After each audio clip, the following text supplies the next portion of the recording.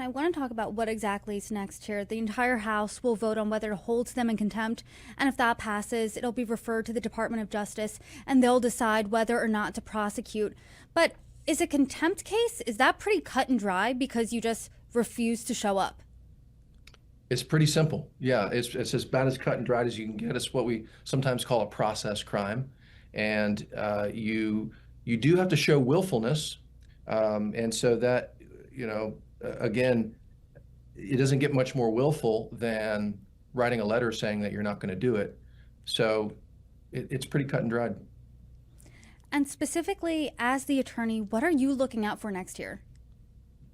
I'll be looking for any news that the Clintons' attorneys have made any of these overtures that you've suggested, such as a renewed offer to answer questions under oath behind closed doors, or perhaps even something I wouldn't expect, an offer to follow through with the hearing.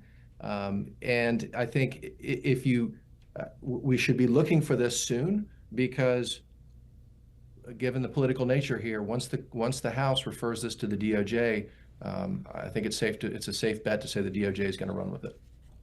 And before Navarro and before Bannon, this was rare, right? Seeing someone actually face jail time and go to jail over contempt charges.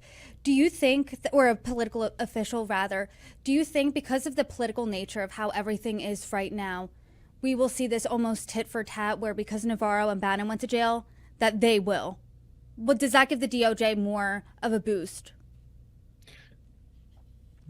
Brittany, I think we are already seeing a tit for tat. We are in an era of partisanship and brinkmanship that is really unprecedented in living memory.